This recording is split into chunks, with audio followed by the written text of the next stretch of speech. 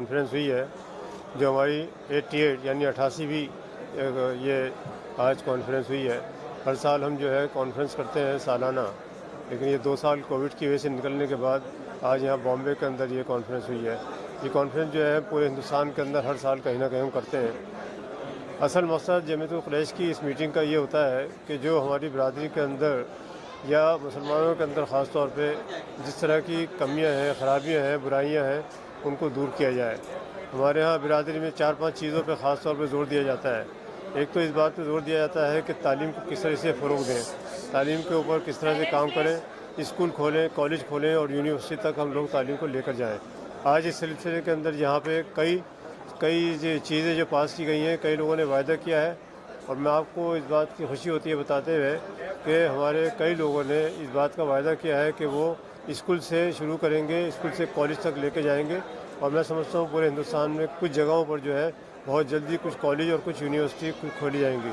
हमारे हिंदुस्तान के अंदर जमीयतुल कुरैश की तरफ से बहुत सारे स्कूल चल रहे हैं, बहुत सारे कॉलेज चल रहे हैं, लेकिन उनकी तादाद जो है वो ज़्यादा बढ़ने वाली है। दूसरे मुआशरे के अंदर जो हमारे यहाँ कमी है, जैसे ब्याह शादी के अंदर फजूल खर्ची होती है, उसके ऊपर रोक लगाई जा रही है। हम लोग जो है इज्तिमाई शादियों में ज़्यादा यकीन करते हैं। इज्तिमाई शादियाँ हिंदुस्तान के अंदर हर साल हज़ारों की तादाद में होती हैं जो बग़ैर ख़र्चे के होती हैं। दूसरा ये भी तय किया गया है कि अगर हम लोगों ने कोई ऐसी शादी वादी अटेंड करी जिसके अंदर बेजा ख़र्चा दिखाया गया है या जिसमें बहुत ज़्यादा शो की गई हो, पैसा खर्च किया गया हो, अननेसेसरी उसको जो है बढ़ा चढ़ा के दिखाया जा रहा हो, जिससे क्या होता है गरीब लड़कियां बैठी रहती हैं, उनकी शादी नहीं होती है। और क्या होता है जो शादियां बड़ी शादियां होती हैं जिनमें खर्चे होते हैं, वो भी क्या है कि उधार लेकर, कर्जा लेकर या अपनी चीज़ें बेच के शादी करते हैं। तो उससे क्या होता है जो हमारी दूसरी लड़कियां हैं या दूसरे ख़ानदान के बच्चे बैठे रह जाते हैं, उनकी शादियाँ जो है नहीं हो पाती हैं। हमने इसके ऊपर जोर दिया है कि हम इन तमाम चीज़ों को भी ख़त्म करें। इसके अलावा हम लोगों ने और बहुत सारी जो है चीज़ें पास करी हैं। आज की मीटिंग के अंदर ये मीटिंग चल रही है, इसके बाद मीटिंग चलती रहेगी। हम लोगों का सबसे बड़ा यह है कि आपस में एक दूसरे से मिलजुल कर रहें। हमारे यहाँ कारोबारी मसाइल बहुत सारे हैं, आप जानते हैं, जैसे मीट वगैरह के कारोबार है, स्लॉटर हाउस के कारोबार है, ट्रांसपोर्ट के कारोबार है, वो ज़्यादा बिरादरी को इससे बहुत ज़्यादा नुकसान पहुँच रहा है। हम सरकार से अपील करते रहते हैं कि इन तमाम चीज़ों पर सरकार जो है वो तवज्जो दे। जहाँ पाबंदियाँ लगाई जा रही हैं उसको रोका जाए, क्योंकि एक इसके अंदर मुतासिबाना मैं समझता हूँ कि सरकार प्रेजुडिस है जो इस कारोबार के ऊपर ख़ास तौर पर नज़र रखती है और इसको ज़र पहुँचाने की कोशिश करती है। हम लोग इसके ऊपर मेमोरेंडम तैयार कर रहे हैं, तो हम सूबा ही हुकूमतों को देंगे और हम कोशिश भी करेंगे कि मरकज़ी सरकार को भी एक मेमोरेंडम इस सिलसिले में दिया जाए। और पूछिए आने वाली जल्द और इस मामले में जमीयतुल कुरैश ने क्या तैयारियां कर रखी, जबकि गाड़ियां रोकी जाती है और बहुत से जगह पर से हादसा पेश आते हैं और मामला ये चमड़े का भी लेकर के भी है। कितने मदारिस में चमड़े जो है वक्फ किए जाते थे और उनकी आमदनी बंद हो गई है। इस मामले में क्या पेश रफ्त आपने? देखिए ऐसा है, कारोबारी मसाइल, अब चूँकि कोई भी बिज़नेस करने के लिए सरकार से आपको लाइसेंस लेना पड़ता है, चाहे वो मीट का लाइसेंस हो, चाहे वो टेनरी का लाइसेंस हो। अब सरकार के ऊपर हम मुनासिर हैं, क्योंकि हम लोगों को भी थोड़ी सी अपने अंदर सुधार लानी पड़ेगी, अपने कारोबार में सुधार लानी पड़ेगी, अपना ही ट्रांसपोर्ट सिस्टम बनाना चाहिए, अपने अच्छे स्लॉटर हाउस बनाने चाहिए, अपनी अच्छी टेनरी बनानी चाहिए, क्योंकि पॉल्यूशन की सबसे बड़ी प्रॉब्लम है हिंदुस्तान के अंदर। हम पॉल्यूशन की तमाम रूल्स को भी ध्यान में रखें और बचने की कोशिश करें कि हम उसकी कोई वायलेशन ना करें। लेकिन हम अपने लेवल पे कोशिश कर रहे हैं कि जमात के अंदर इस तरह की स्कीम तैयार करें कि ताकि लोग जो है अपने कारोबार के साथ पूरा इंसाफ कर सकें और सरकार पे कम से कम मुनासिर हो। रेजोल्यूशन क्या पास हुआ है आजकल? अभी रेजोल्यूशन पास होंगे, जैसे मैंने बताया बहुत सारी चीज़ें जो है पास हो गई हैं, लेकिन अब पूरा रेजोल्यूशन पूरी मीटिंग के बाद पास होगा।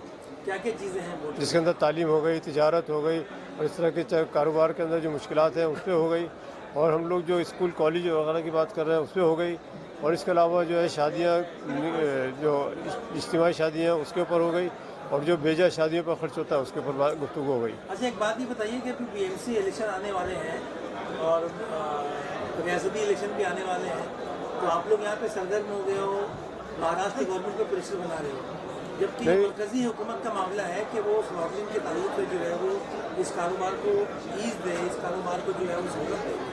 आप दिल्ली में है तो क्या कोशिश की गई है? देखिए स्लॉटर हाउस वगैरह जो है वो मरकजी एक्सपोर्ट के अंदर हाई कोर्ट पर रिट हुई है, जोर से बोलेंगे। बीफ एक्सपोर्ट के अंदर हिंदुस्तान जो था नंबर 1 पे था। अब इस वक्त क्या हालात है देश के अंदर? आप भी जानते हैं कि बीफ को लेके मतलब यहाँ पर ऐसा है कि एक्सपोर्ट बढ़ा है बीफ का कि कम हुआ है? कम हुआ। देखिए ऐसा है कि लफ्ज़ बीफ जो है ना, हम इसका इस्तेमाल करते नहीं हैं, क्योंकि बीफ का मतलब ये हो जाता है कि जैसे गाय का गोश्त, बीफ का असल मकसद यही लिया जाता है। हालांकि भैंस के गोश्त का मतलब भी वही बीफ होता है, लेकिन हम लोग भैंस का एक्सपोर्ट करते हैं और भैंस की एक्सपोर्ट ऐसा है, एक्सपोर्ट जो है कम हुआ, उसके कई कई रीज़न हो सकते हैं। एक तो कोविड की वजह से भी हुआ है, 2 साल से ऐसे हालात चल रहे थे, लेकिन अभी भी 27,000, 24,000, 27,000 के बीच में जो है एक्सपोर्ट की फ़िगर है। और मैं समझता हूँ कि इस साल के अंदर शायद वो फिगर बढ़ जाएगी। एक्सपोर्ट के ऊपर ज़्यादा दिक्कतें नहीं हैं, लेकिन फिर भी क्या है, लोकल ट्रांसपोर्ट, लोकल प्रॉब्लम जो है उसी वजह से एक्सपोर्ट पे असर पड़ता है। हमारे एमपी साहब जो है थोड़ी सी इस पर रोशनी डालेंगे। एक्सपोर्ट बढ़ा है कि कम हुआ है अभी? ऐसा है, घटता रहता है, बढ़ता रहता है। अभी हाल क्या है मतलब? अभी थोड़ा सा कम हुआ है। ये बताइए, जो बीफ को लेके लगातार हम देखते हैं एक मिनट रुक जाइए। है और लगातार लोगों के ऊपर मतलब ट्रांसपोर्टेशन के अंदर मुस्लिम बिरादरी मतलब इसको किस तरीके से सीरियसली लेती है? ऐसा है कि देखिए, हम लोगों को भी अपने कारोबार की तरफ तवज्जो देनी चाहिए और हमें ख़ुद भी सुधार करना चाहिए, क्योंकि क्या है कि जितनी परमिशन हमारे पास ट्रांसपोर्ट की है, एक गाड़ी में कितने जानवर होने चाहिए, हमको उसका हिसाब रखना चाहिए, उसी हिसाब से हमें ट्रांसपोर्ट करनी चाहिए। स्लॉटरिंग के भी रूल्स बने हुए हैं, पोल्यूशन के रूल बने हुए हैं, एनिमल हस्बेंड्री के रूल बने हुए हैं, तो जिन जिन के जो जो रूल बने हुए हैं उसको हमको भी फॉलो करना चाहिए। कि ऐसा भी नहीं है कि सरकार जो है वो अंधाधुन आपके ऊपर कोई हमला करने की कोशिश करती है, लेकिन हमें अपने आप को भी सुधारना चाहिए। हर सरकार पे इल्ज़ाम देना वो भी मैं नहीं समझता कि ठीक है, लेकिन क्या है कि सरकार की तरफ से जो कमी होती है, जब सरकार की तरफ से कोई जुल्म होता है, परेशानी होती है, तो हम उसको सरकार से टेकअप करते हैं, हम कोशिश करते हैं कि सरकार से उसका हल निकाल लें।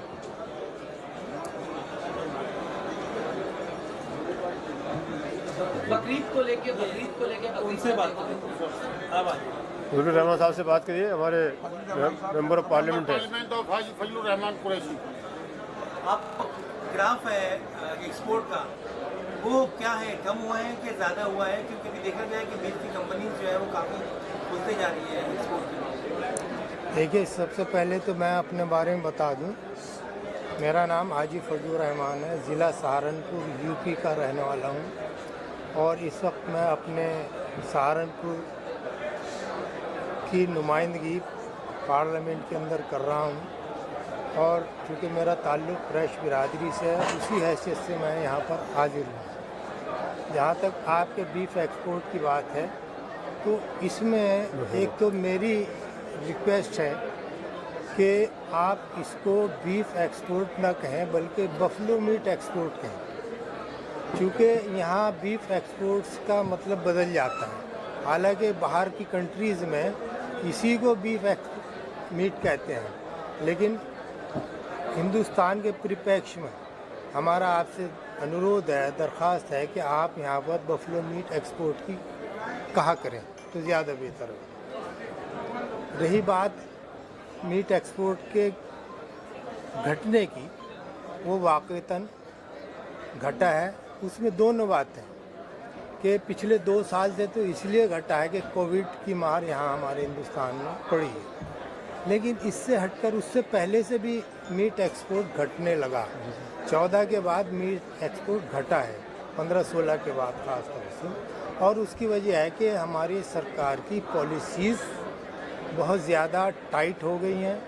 उसमें जो आज़ादी थी वो तकरीबन ख़त्म हो गई है, और फिर जब सरकार की इंटेंशन इस तरह की है कि इस मीट एक्सपोर्ट को मिनिमाइज़ किया जाए, तो फिर एडमिनिस्ट्रेशन के लोग भी वही रवैया अपना लेते हैं, और वो रवैया इस वक्त हम लोगों के आड़े आ रहा है। जैसे अभी मैं आपसे बता दूं कि यूपी के अंदर अभी भी कुछ स्लाटर हाउसेज जो एक्सपोर्ट के लिए काम करते हैं वो कुछ बंद हैं, मैक्सिमम चल रहे हैं। इसी तरीके जो निगम के और म्यूनिसिपैलिटीज़ के जो स्लाटर हाउसेज हैं, उनको किसी न किसी बहाने से पॉल्यूशन के नाम पर या और दूसरी चीज़ों के नाम पर बंद कर दिया गया है। हालांकि उनमें रियायतें दी जा सकती हैं, क्योंकि पुराने आज़ादी से पहले से चले आ रहे हैं वो स्लाटर हाउसेज, लेकिन अफसोस की बात यह है कि कुछ हम लोगों में कमियाँ हैं, कुछ सरकार की सख्तियाँ, उसकी वजह से आम लोगों को इस वक्त गोश्त, भैंस का गोश्त मिलने में परेशानी हो रही है।